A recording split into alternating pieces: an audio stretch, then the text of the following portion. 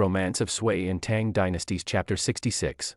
I want you to just, for a second, imagine the most uncomfortable family dinner you've ever been to. Oh boy. You know the kind, right? The passive-aggressive comments, maybe an uncle arguing about politics, everyone just staring at their plates. Now, take that tension and multiply it by about 1,000. Imagine the brothers sitting across from you aren't just making snide remarks. They are actively, literally plotting to murder you before dessert is served. And your father. Yeah.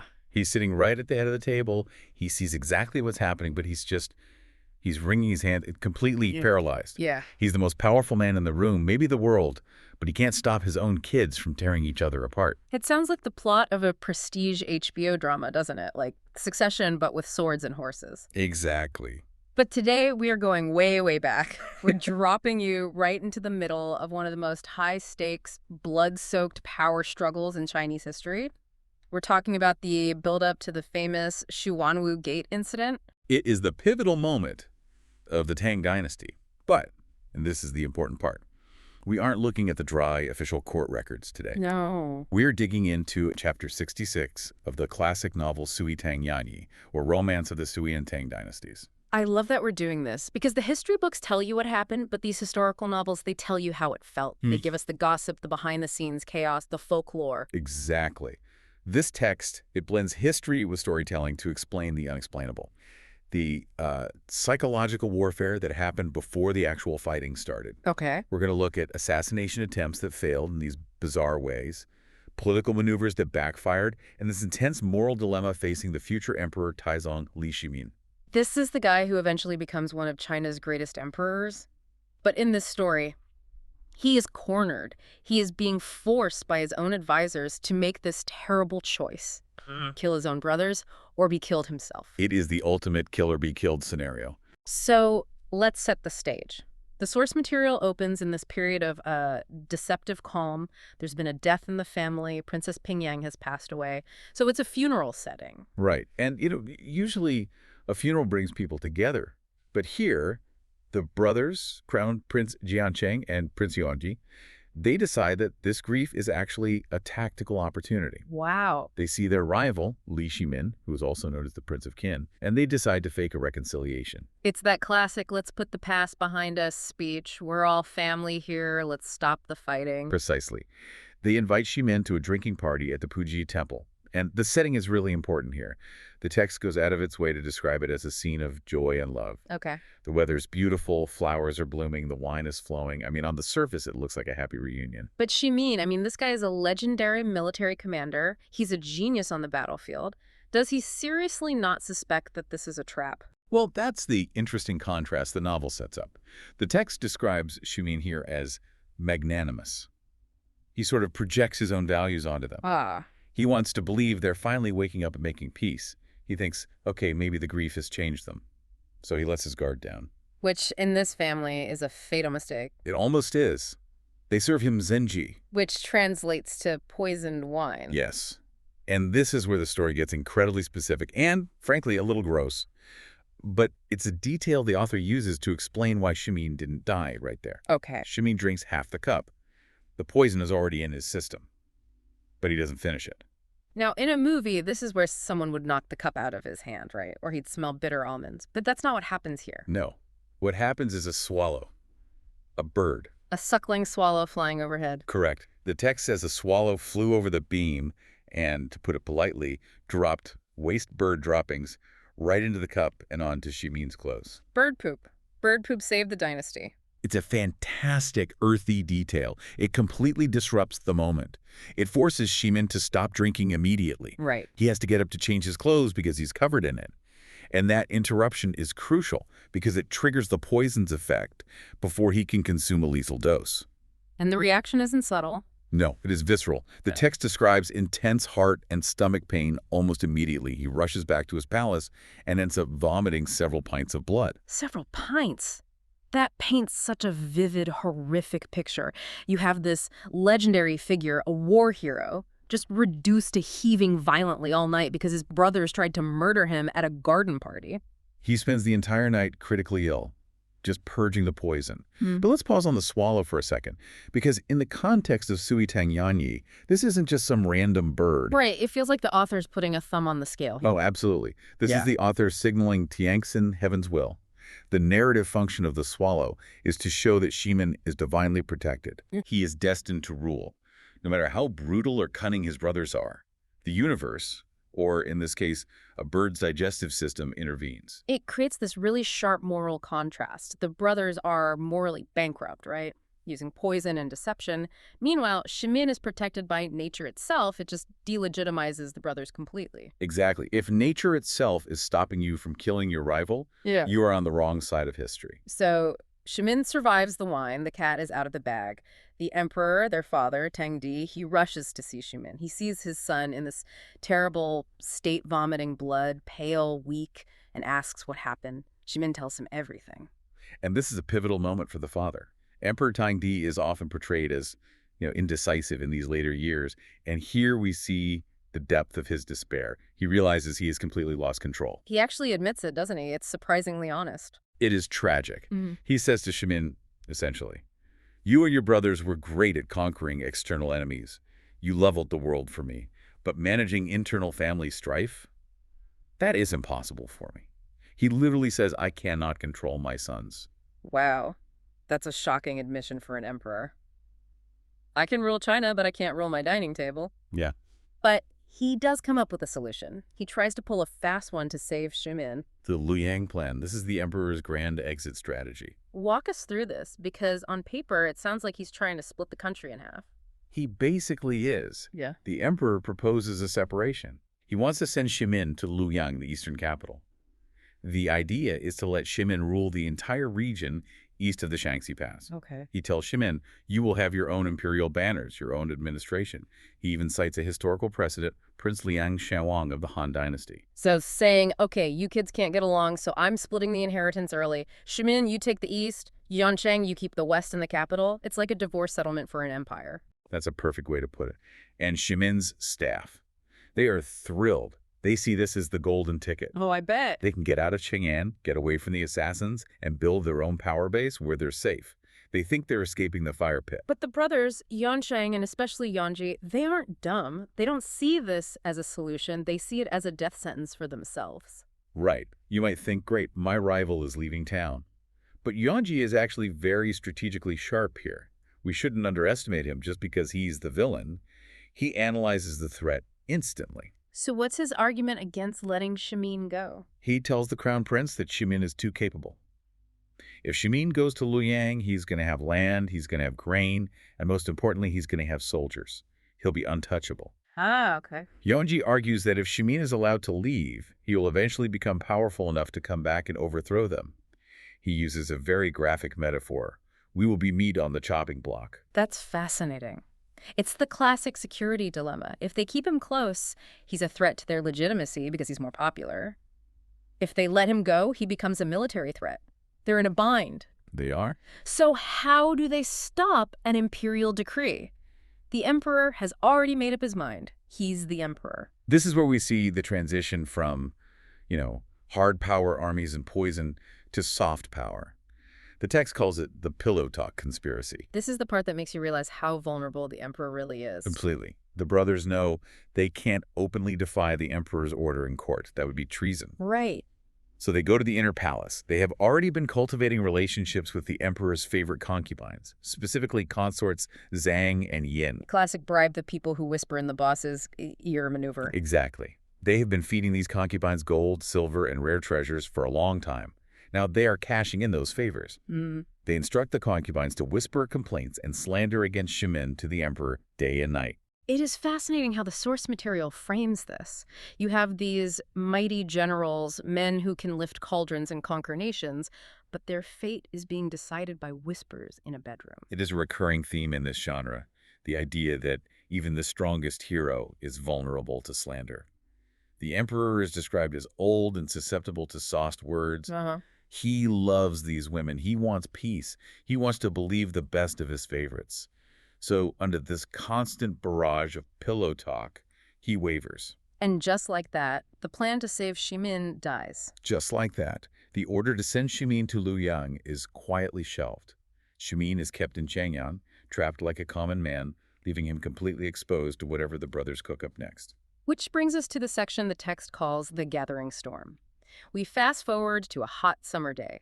The tension in the capital must be just thick enough to cut with a knife. Wow. Shimin is in his garden trying to admire some orchids, probably just trying to distract himself from the fact that he's trapped in a city that wants him dead. And that peace is shattered when his top advisors barge in. Du Ruhui and Xuanwu. These aren't low-level staffers. These are his brain trust. And they don't wait for pleasantries. They're practically shouting, "Do you know what is happening?" They bring intelligence reports, and I want to dig into this because this isn't just, we heard a rumor. They have hard numbers. Yes, this is specific intel. They lay out the evidence of a private army being assembled by the crown prince inside the city. They list specific recruitment drives. They mention 20 to 30 desperados recruited from the Chu region. Desperados is such a great word. These aren't regular soldiers. No, these are hitmen, mercenaries. Then they mention Governor Lu Shilang sending over 20 tall fellows and another batch of 30 or 40 men from outside the pass arriving just the previous night. It's a mobilization. And Shimin's advisor, Du Ruhui, makes a critical deduction here. He asks, why does the crown prince need these men? Exactly. The crown prince isn't fighting a war on the border. He doesn't control the imperial guards directly in this way. There's only one use for a bunch of unregistered tall fellows and desperados inside the capital walls. An assassination. A coup. It's an imminent decapitation strike. But my favorite part of the section isn't the official intelligence report. It is the man on the street story. General Cheng Ziji chimes in with this anecdote about his servant, Cheng Yuan, and it takes place in a noodle shop. I love this detail. It grounds the story so well. We move from the palace to a noodle shop. It shows that this conflict is spilling out into the streets. Paint the scene for us. Why does a noodle shop matter to the fate of the dynasty? So Cheng Yuan, the servant, is squeezed into a side room of a busy noodle shop. He's just trying to get lunch. But in the main seating area, there are these huge, muscular men eating. They are loud, arrogant, taking up all the space. Yeah. They're bragging about how generous the crown prince and Prince Yuanji are. One mentions how well the king treats them. So they're mercenaries, openly bragging about their paychecks from the crown prince while slurping noodles. Exactly. But then the tone shifts. A handler rushes into the shop. He tells men to stop eating immediately. He says the prince has started, or the prince has set off. He orders them to leave instantly. They don't even finish their noodles. They drop everything and rush out. This is a critical piece of human intelligence.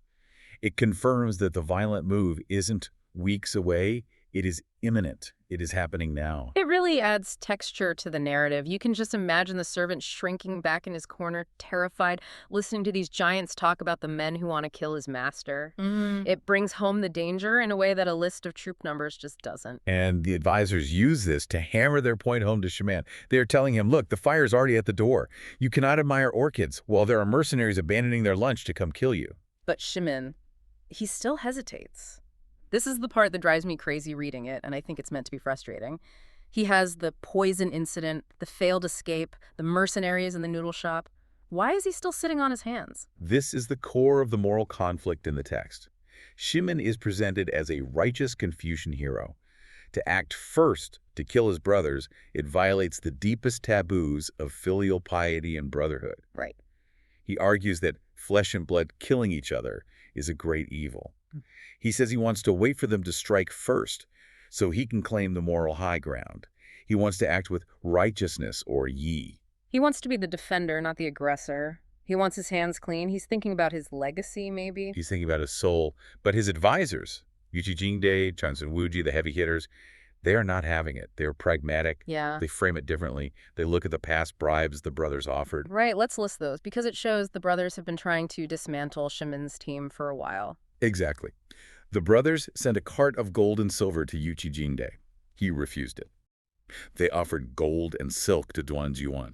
They tried to manipulate army postings to get General Cheng Ziji transferred away to Kangzhou. So the advisors are saying, we have been loyal. We refused the gold. We stayed by your side when they tried to buy us off. Exactly. We put our necks on the line for you, Yeah. and now they deliver the ultimatum. And it is brutal. Yuchi Jingde says essentially, we're willing to die for you. That is our duty. But we are not willing to die for nothing. Dying for nothing. That is a powerful line. It is. They tell him, if you refuse to act, we are leaving. They threaten to roam the wilderness, basically to go into exile or become bandits, rather than stay and be slaughtered like sheep because their leader is too righteous to fight back. They're essentially quitting. It's a mutiny, boss. If you won't fight, we're out. It is a mutiny of loyalty, if that makes any sense. They're forcing him to lead. Xuanwu backs up Yuqi Jingde, saying, if he goes, I go too.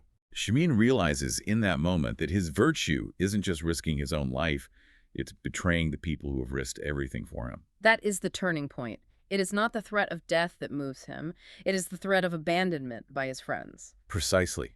He finally realizes that sometimes leadership means getting your hands dirty so your people don't get buried. He agrees to consult 2 other generals, Li Jing and Zhu Ji, but the decision is effectively made. The hesitation is over. Okay, let's shift scenes. So I want you to picture a scene for me. Okay. It feels less like a history book and a lot more like the spy thriller. A noir film, almost. Yeah, it's the middle of the night. We're in ancient China. The Tang Dynasty is still young, but it's already starting to fracture. Mm-hmm. And you have 2 men sneaking out of the gates of the capital, Chang'an.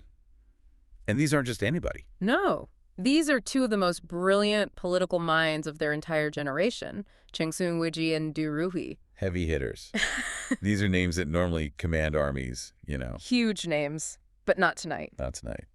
They've ditched their fancy robes for these rough disguises of traveling scholars. They're looking over their shoulders. They're terrified. They're running for their lives. It sets a very specific tone, doesn't it? It really does. And you're right. The atmosphere is just thick with paranoia. So let's set the stakes for everyone. Why are these VIPs sneaking around in the dark? What's the mission? The mission is survival. Pure and simple. The man they serve is the Prince of Qin, Li Shimin. The future Emperor Taizong. Maybe the greatest emperor in Chinese history. Maybe.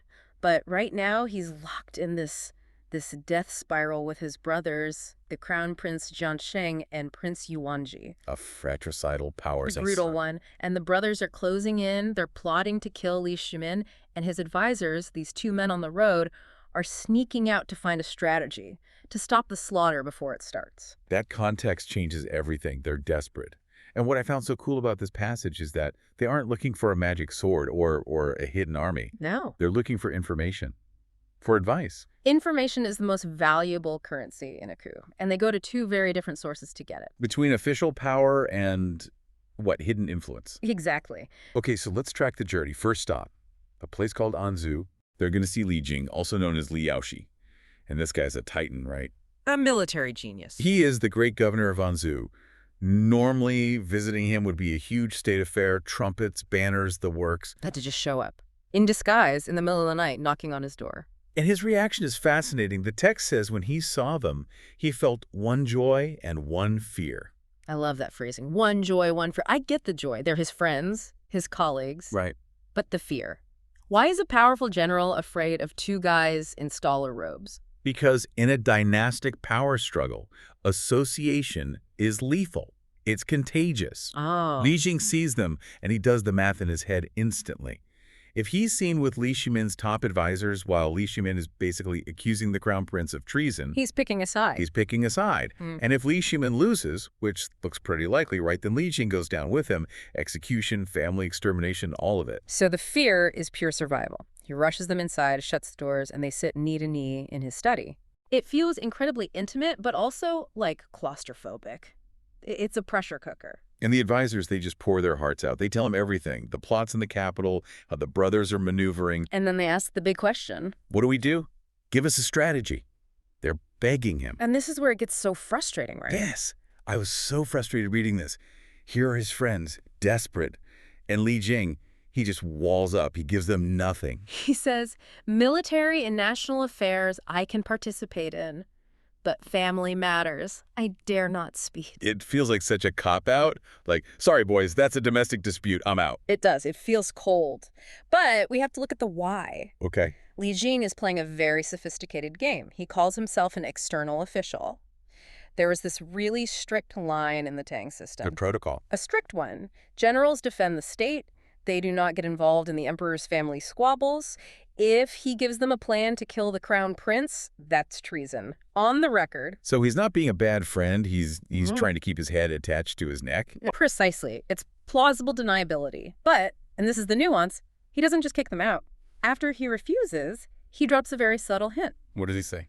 He says, the Prince of Qin has merit that covers the world. He is a hero. He can weigh the situation and act on his own. Why ask an outsider?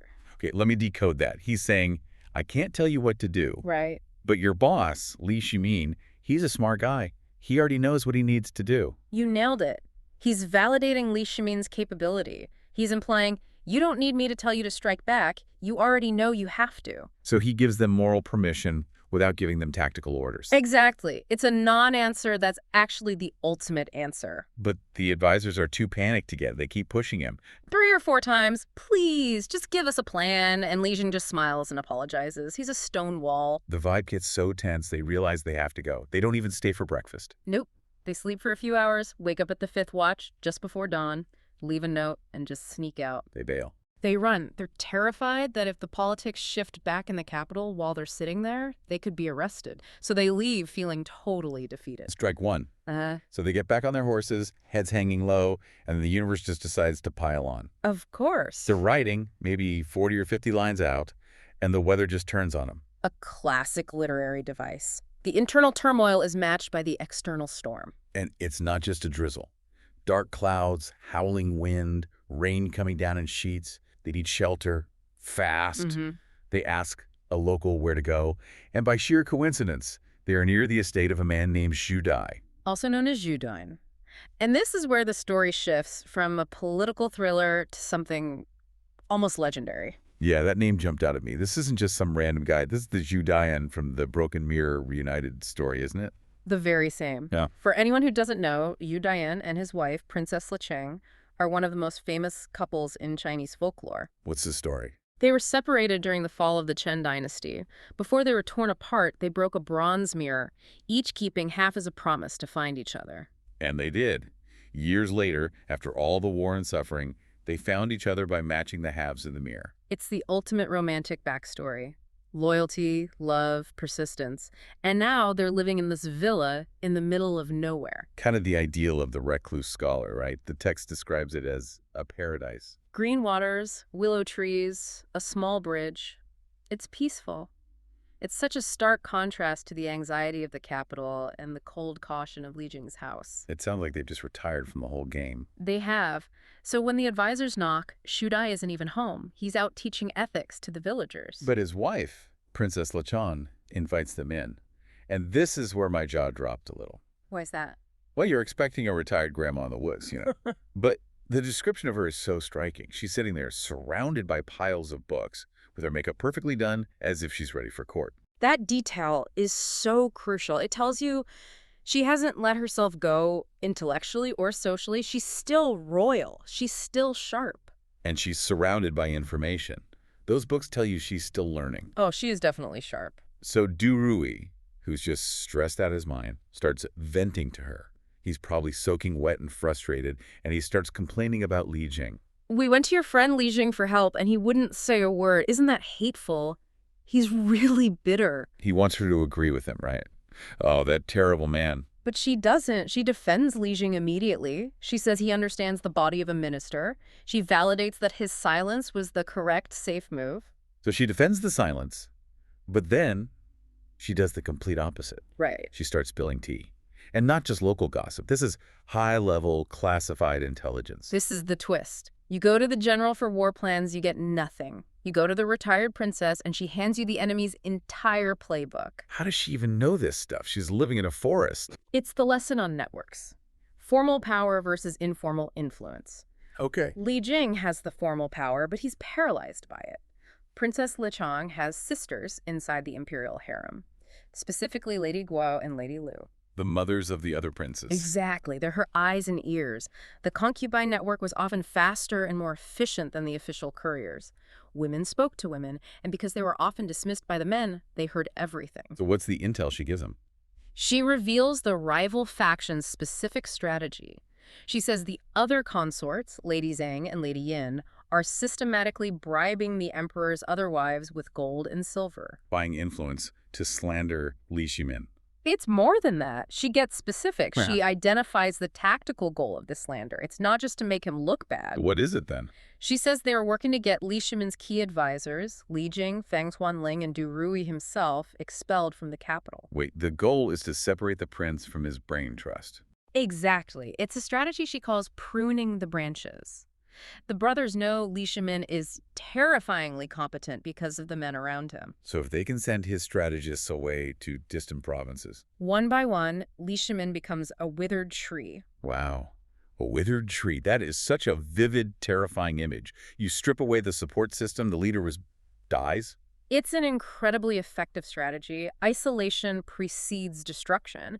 And you have to realize, Du Rui is sitting there listening to a retired princess explain a plot against him that he didn't even fully grasp. And she doesn't even stop there. She pivots from analysis to a full-on lecture. Oh, I love this moment. The Iron Lady comes out. She looks right at Du Rui and basically scolds him. She asks him, "You are constantly by the prince's side, eating his food. Why aren't you using your own brain to come up with a plan?" Ouch. She calls him out. Totally. She asked, "Why are you running around east and west asking other people? Do you think Li Jing has some magical wisdom that you don't?" She's challenging his agency. She's saying, stop looking for a savior. You are the savior. What a wake-up call. It flips the whole script. The answer isn't in some remote villa. It's in their own resolve. She shames him into action. So the advisors are just sitting there, stunned. And as this is all sinking in, the husband returns. Zhu Dai. The other half of the broken mirror. Right. And you'd think, okay, time for dinner, let's relax. But he walks in, they exchange pleasantries, and then he drops a bombshell that ends the dinner before it starts. Up until now, everything has been internal. Domestic politics, family feuds, bribes. Right. Zhu Dai brings in the geopolitical reality. He mentions a report he saw that the Turkic leader, Yu Shaishe, is massing tens of thousands of cavalry in Hebei. The northern border. The existential threat. The Turkic Khaganate was the superpower to the north. Tens of thousands of cavalry isn't a raid, it's an invasion. So a war is coming, but why does that specific news make them panic? I mean, shouldn't they stay and strategize if the country's under attack? You have to look at it through the lens of the coup. Zhu Dai connects the dots for them. He says, this matter will likely lead to troop movements. It will change your situation. Delay causes change. Think about the mechanics. The Turks invade, and the Emperor Li Shimin's father panics. He needs to send an army. Okay. His other sons, Jiansheng and Yuanji, have been waiting for exactly this kind of chance. They can go to the emperor and say, "Father, let us lead the army to save the country." Oh, I see it. The emperor agrees. But to lead an army, they need troops. And who has the best troops? Li Shimin. Li Shimin. So the rivals will demand command of his elite battalions to go fight the Turks. It's a trap. The invasion is the perfect excuse to legally strip Li Shimin of his military power. They take his army under the guise of national defense, and once his army is gone, He's defenseless. He's the withered tree again, but without his sword. the external war becomes the mechanism for the internal purge. That is just devious. Yeah. And it explains why they run. The text says Xuanwu felt the urgency in his heart. They realized the clock just sped up. They realize the board is being reset. They can't be stuck in a villa 50 miles from the capital while the brothers are petitioning the emperor for the army. They have to get back to block that move. The rain stops, and they just bolt. No dinner. They get on their horses and they fly. The contrast is so striking, isn't it? They arrive at this peaceful villa thinking they'll get some wisdom, and they leave in a bigger panic than when they arrived. The quiet countryside held the loudest warning. It really flips the script on who knows what. It does. You have Li Jing, the active general, the man in the system, and he stays silent to protect himself. He's useless to them. Right. And then you have the retired couple, the people who are supposed to be out of the game. Yeah. And they provide the most accurate, high-level intelligence assessment of the entire situation. It challenges our assumptions about where power is. We think it's only in the capital and the throne room. But here, the clearest view of the chessboard comes from the people on the edge of it. They aren't blinded by the daily noise of the court. They can see the patterns. And that network Princess Lechong has. It's incredible. She's a survivor of a fallen dynasty. She shouldn't have any influence. Yet, the women in the harem trust her. Trust is a currency that doesn't devalue when you retire. Princess Lechong listens. And because she listens, she knows where the knives are being sharpened. Okay, let's shift scenes. We're in the capital, Chang'an. Who are the main players? The board is basically split in two. On one side, you have the crown prince, Jiansheng, and his younger brother, the prince of Qi, Yuanji. They have the official power. They have the legitimacy, they have the emperor's ear, and they've been systematically stripping Xuanwu of all of his power. And on the other side is Qin Wang, the war hero, the guy who actually went out and, conquered the territory for the dynasty. But he's the second son. Exactly. So he's legally second fiddle, and he is losing the political war badly. As we open this chapter, he's huddled with his inner circle. People like his brother-in-law, Xuanwu, the famous strategist Li Jing. Right. And the mood is grim. I mean, his advisors are terrified because the crown prince isn't just icing them out politically. They are actively plotting to kill Qin Wang. So his back is against the wall. His advisors are telling him, look, you have to strike first or we all die. But he's hesitating. He is. Why? Is it just fear? It's more than fear. I think it's moral paralysis. You have to remember the context here. Striking against your brothers and, by extension, defying your father, the emperor. That's a cosmic crime. It's unfilial. It's deeply unfilial. Yeah. So he's grappling with this immense weight. He doesn't know if he has the mandate of heaven to do this. Which leads to this incredible scene with a tortoise shell. This is one of those details that feels so specific to the era. It is. He calls in a man named Zhang Gongjin to perform a divination. To ask the spirits. Exactly. When logic fails, or the moral burden is too heavy, you turn to the supernatural. He basically wants to ask, should I launch this coup?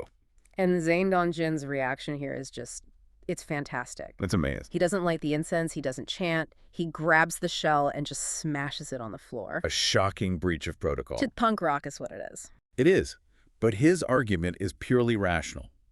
Zhang says divination is for resolving doubt. But here, the situation is not in doubt. Right. He asks Qin Wang, if the shell says bad omen, are you just going to sit here and let your brothers execute you? That's such a lucid moment. It just cuts through all the superstition. If it does. If the only other option is we die, then the spirits don't really get a vote. Precisely. Zhang Gongjin says, when a decision is clear, there is no need for divination. This is the psychological pivot. This is the moment for the whole faction. They stop looking for permission. They stop looking for permission from the heavens and start looking at the logistics of an ambush. They shift from superstition to strategy. So the doubt is gone. Now they need a plan. And interestingly, even though they just smashed the divination tool, they immediately use heaven's will as a weapon. That's the paradox of power, isn't it? Yeah. You ignore the omens that stop you, and you weaponize the ones that help you. They get a report from the royal astronomer, Fu Yi, about the planet Venus. The text calls it Tai-Bai. Yes, Tai-Bai. The report says it appeared in the Qin sector of the sky during the daytime. And what does that mean? In the visual language of the Tang dynasty, Venus appearing in daylight is a huge deal. It's a sign of a change in the mandate. It implies a new ruler is rising to rival the current one. So the emperor gets this report, and he's spooked. He calls Qin Wang in, probably to ask, hey, what's going on? Are you planning to overthrow me? But Qin Wang just completely flips the script. It's a masterclass in manipulation. And it really is. He doesn't deny the star. He doesn't say, I'm not a threat. Instead, he pivots to a domestic crisis that forces the emperor to act. He makes two very specific accusations against his brothers. Right. First, he says they're plotting to kill him to avenge the warlords he defeated, men like Li Mi and Wang Shichong. He plays the victim. Which is smart, but the second accusation is the real the nuclear option. The second one is incestuous disorder. He tells his father, your other sons are sleeping with your concubines. I want to pause on that because it feels like a tabloid scandal, but strategically, why that specific accusation? Because it's an attack on the emperor's personal honor, his lineage. If the concubines are compromised, the emperor's potential heirs are compromised. It hits the emperor in his masculinity and his authority. He has to investigate. It forces a meeting. You can't just let that slide. Exactly. The emperor is shocked. He orders a trial, an interrogation, for the very next morning. He tells Qin Wang to be there, and he summons the brothers. But the palace is leaky. The text mentions Lady Zhang and Lady Yin, the very concubines who are accused. They find out immediately. And they panic. If this investigation happens, they're doomed. So they send word to the crown prince and Yuanji immediately. They tell them, Qin Wang has made his move. You need to be careful. Now, this is the part I don't get. If the brothers knew it was a trap, or at least that they were being accused, why go to the palace? Why not just hole up in their own fortresses with their armies? That is the million-dollar question. I think the text suggests arrogance mixed with a need for control.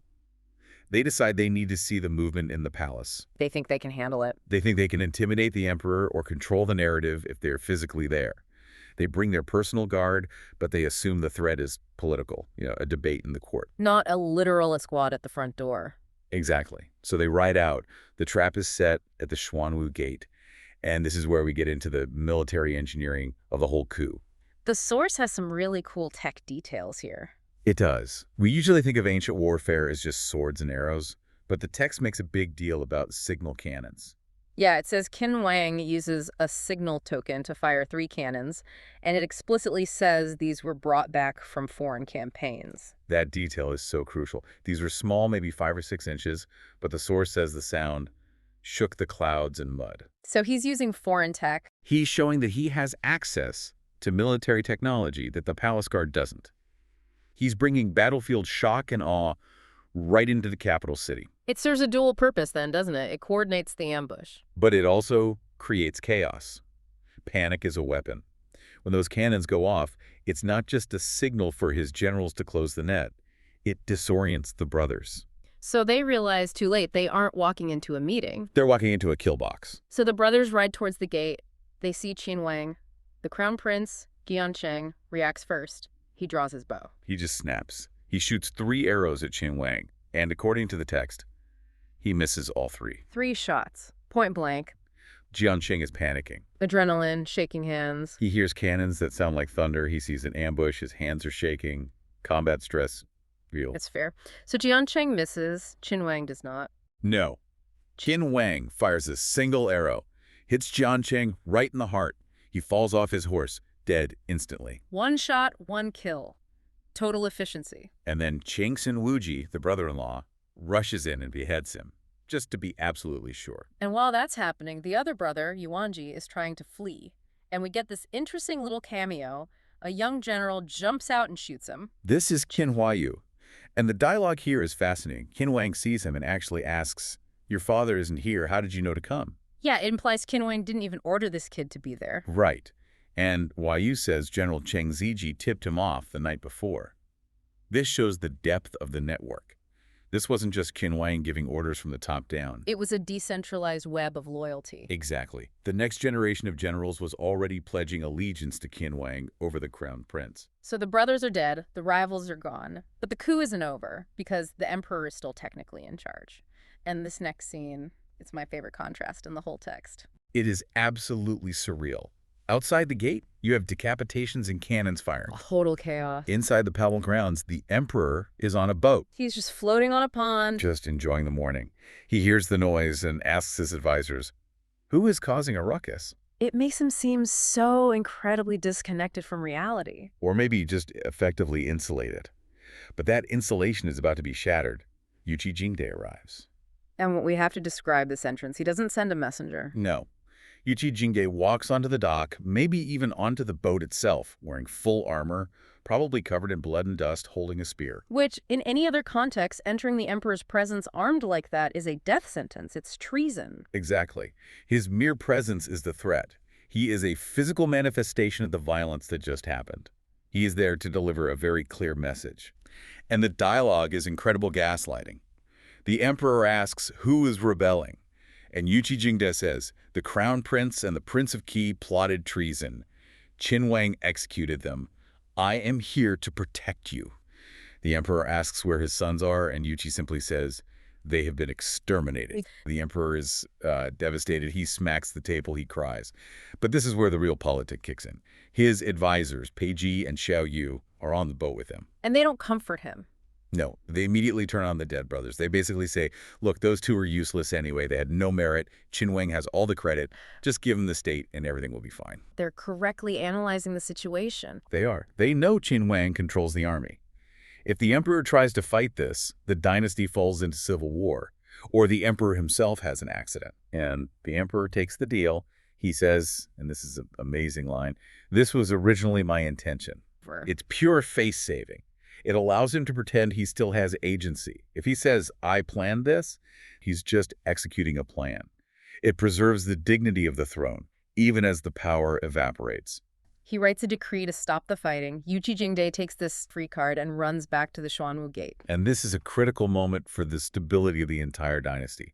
The fighting at the gate didn't stop just because the princes died. Right. Their followers, men like Feng Li and Xu Wanch, were still attacking the gate in a rage. They were loyal. We even see Zhang Gongjin, the tortoiseshell guy, physically holding the gate shut against them. It's a bloodbath. Qin Wang's generals want to finish the job. They want to purge everyone, cut the weeds and remove the roots. But Yuqi Jingde steps in as the voice of mercy.